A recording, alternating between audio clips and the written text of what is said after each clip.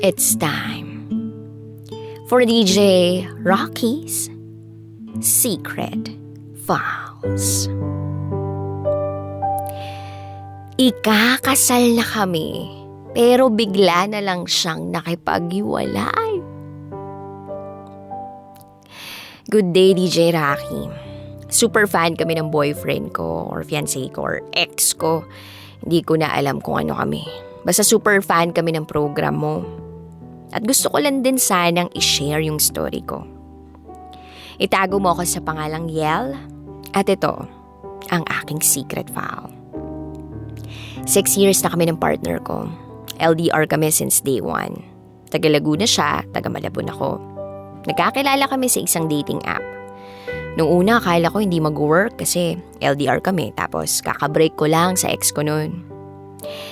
Kaya, ayun, sabi namin kapag sure na talaga kami, tsaka kami magiging legal. So, hindi pa kami nagpapakilala sa kanya-kanyang pamilya namin. So, ika-3rd year namin, tsaka lang kami naging legal. At nung time na yon, sure kami na hindi na kami mapapahiya sa mga pamilya namin. Kasi licensed teacher na ako at siya naman seaman na. And habang lumilipas ang panahon, marami kami na pagdaraan ng dalawa. Habang kami nga, nagkaroon kami ng kanya-kanyang kafling. Siguro dahil malayo kami sa isa't isa. Naghahanap kami ng physical care. Pero kami pa rin, hindi kami naghihiwalay. Hanggang sa ika-4th year namin bigla kami nag-break. Akala namin na fall out of love na kami. Siguro dahil sa trabaho, tapos siya nasa barko. So for 3 weeks naghiwalay kami ng walang rason. Nung pabalik na siya, nagkausap kami uli at nagkaaminan na mahal talaga namin ang isa't isa. So, tuloy, nakapagpundar kami ng bahay. 3 years na namin yung binabayaran. Napag-usapan na namin yung future namin together, yung plans namin, basta lahat. Hanggang sa nauwi sa biruang kasalan. Kaya lang, inisip namin kung pasok ba sa budget. May binabayaran kaming bahay.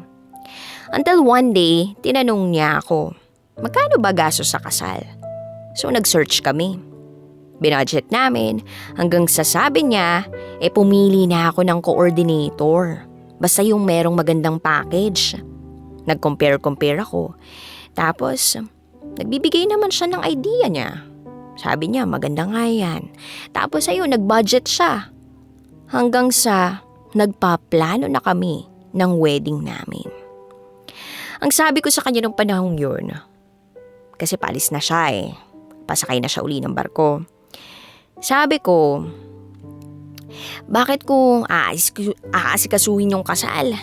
Hindi ka pa naman nagpo-propose na wala yung element ng surprise. Tsaka baka hindi maniwala yung parents ko. Tapos, napaisip din siya. Hanggang sa bigla na lang siyang tinawagan ng opisina na dapat quarantine na siya. Nataranta siya. Kasi hindi pa kami ready So niyayaan niya akong magkita from Laguna to Manila around 6 p.m. na noon. Tapos bigla siyang nagyaya na mag-mall. Sabi niya mamimili daw kami ng mga gamit, mga damit, ganyan. Tapos siya, bumili siya ng damit niya. Nasa fitting room siya. Tapos pagbukas niya ng pinto, nakaluhod siya at bigla niyang sinabi sa akin, "Will you marry me?" Tapos ang haba pa ng speech niya. Sabi ko nga sa kanya, "Sure ka ba? Sure na sure ka ba?" Sabi niya, "Oo naman. At magiging masaya ako kung oo ang sagot mo." At syempre nag-oo ako, mahal ko At doon ko naramdaman na excited na ako para sa future namin together. So nagtagal yung quarantine niya for 2 weeks. Nakapag-plan na kaming dalawa. Mabilis ang preparation namin. Nagaya yung papa ko na magtagaytay. Kasi yun sana yung gusto naming place Pero nire-remind siya palagi ng parents niya na dapat simple lang yung wedding. Sa akin okay lang. Pero iba yung ibig sabihin ng simple nila Yung simple sa kanila pagkatapos sa simbahan, sa restaurant, kakain, tas uwian na. Ayaw pa naman ng ganun ng family ko. Kasi ako yung unang ikakasal eh. So nakahanap na kami ng church, reception, and coordinator. Bago ko lahat bayaran yon. Ang tanong ko sa partner ko, sure ka na ba? Okay ka na ba talaga? Kasi magbabayad na ako. Medyo effort kasi sarado yung mga bangko sa amin. Malayo pa yung bangko sa amin. Paulit-ulit kong tanong, sure ka na ba? Sabi naman niya, oo raw. So nakapag-prepare na kami ng mga listahan, marami-rami na yung nagastos ko. Hanggang sa isang araw, bigla siyang nag-chat na nalilito ako, naguguluhan ako. Nagpanik ako syempre, anong nangyari, bakit? So after 2 days, nag-usap kami tapos ang sabi ng mga katrabaho niya, mahirap daw magpamilya kaya tinatanong kami kung sure na ba talaga. Nagulat ako kasi excited at sobrang saya niya sa preparation kahit malayo kami sa isa't isa. Hanggang sa nag-usap kami, niremind ko siya sa mga memories at rason kung bakit gusto naming mag-asawa. And yung final na decision niya is go, tuloy namin to. Salamat kasi pinaalala mo palagi sa akin kung bakit natin ginagawa. Yun yung sabi niya eh.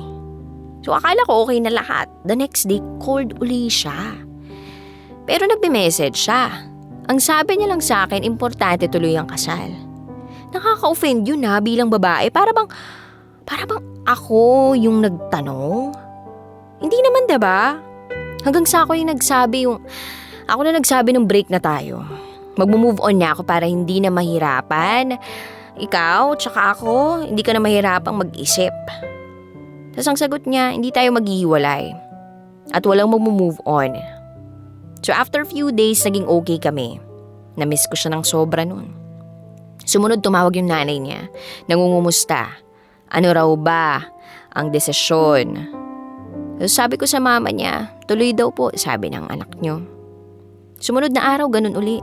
Cold na for 2 days. Tuesday midnight, nag-chat siya na sabi niya, sorry, maghiwalay muna tayo. Nagulat ako. Gumuho lahat kasi bakit? Anong nangyari? Okay naman kami ha. Ang sagot ko, nung nakapaghiwalay ako, ayaw mo. Ngayon kapag ikaw, go lang agad. At paano na lahat ng nagastos? Pero ang sagot niya sa akin, babayaran niya raw. Mamaya na tayo mag-usap. 2 weeks na simula nang mangyari yun. Nakahanga ko, di ko alam kung anong gagawin ko. Di niya ako kinakausap. Yung parents niya, wala ring alam kasi hindi rin sila kinakausap. And DJ Rocky, the more na hindi kami nagkakausap, the more na mas iniisip ko at mas nararamdaman ko na mahal ko talaga siya. Kahit malayo siya, willing akong maghintay. Kausapin niya lang ako. Pinagdarasal ko siya lagi. Hinihiling ko pa na bigyan ako ng sign kung magkakaayos kami at matutuloy yung wedding namin. Normally naman, kapag humihiling ako kay Lord, pinibigay niya yung sagot eh. Kumakalma ako. Pero minsan, kinakalaban ko rin yung faith ko, kaya litong-lito ako. Binibigyan ko naman na siya ng space eh.